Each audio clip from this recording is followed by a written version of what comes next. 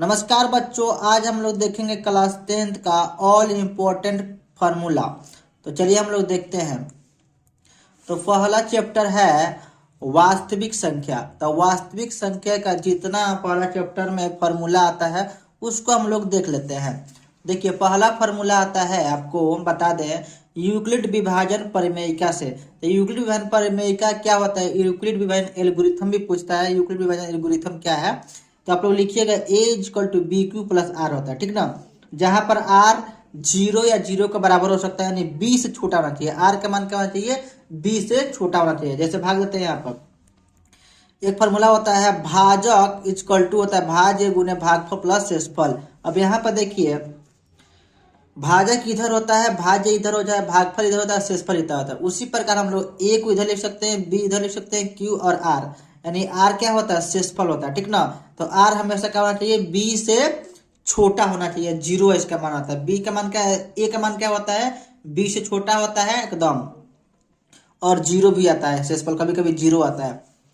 अब नेक्स्ट देखिए फॉर्मूला, मौसा को एचसीएफ बोला जाता है और लॉसा को एलसीएम बोला जाता है। तो मौसा और लॉसा से रिलेटेड एक फॉर्मूला होता है कि दो संख्याओं का गुणनफल मतलब होता है गुना मौसा गुने लॉसा होता है। इसको आप ऐसे भी लिख सकते हैं, दो संख्याओं का गुणनफल इक्वल टू एचसीएफ गुने एलसीएम। इसको आप ऐसे भी लिख सकते हैं, A into B equal to HCF into LCM, ठीक ना।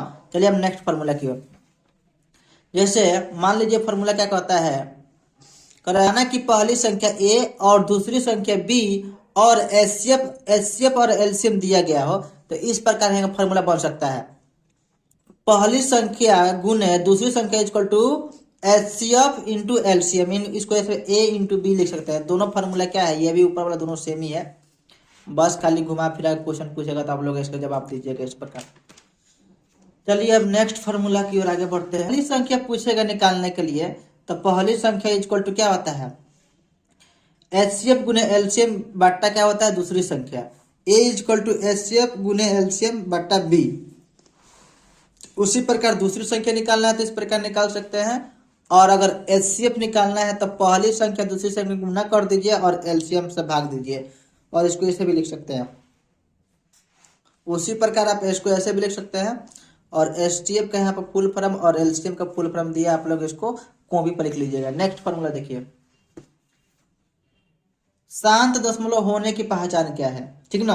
शांत दशमलव को हम कैसे पहचान सकते? किसी भी, जैसे मान लीजिए ऊपर अंश है नीचे हर है, अगर हर का फैक्टर करेंगे, अगर 2 5 आए या 2 2 आए, देखिए यहाँ पर 2 5 आए या 2 2 आए या 5 5 आए क्या चाहे 2 2 आए, तो वो क्या होता है दोस्तों? शांत दशमलव होता है।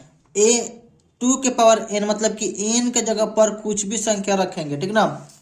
तो जैसे मान लीजिए 17/10 दिया है, तो इसको फैक्टर करेंगे, 17 ऊपर रखेंगे और इसको फैक्टर करेंगे तो 2 गुने का लिख सकते हैं 5, 2 5 10 होता है ना। तो इसको हम लिख सकते हैं, तो इसको यहाँ पर देखिए 2 आया है और 5 आया है, और किसी के हर में, किसी भिन्न के हर में या 2 आता है या 2 5 आता है या केवल 5 5 आता है या केवल 2 2 आता है, तो वह संख्या क्या होता है? शांत दशमलव होता है। यहाँ पर देखिए, ये भी क्या है? शांत दशमलव है, और ये भी क्या है? शांत दशमलव है, और ये भी क्या है? देखिए सब में यहाँ पर देखिए 2 2 आया है, और यह भी क्या है? दशमलव है। चलिए आज इतना, ये सब कुछ फार्मूला है, आप लोग इसको लिख लीजिएगा। अगर वीडियो अच्छा लगा, इंफॉर्मेटिव लगा, तो चैनल को सब्सक्राइब जरूर कीजिएगा और हमें सपोर्ट कीजिएगा।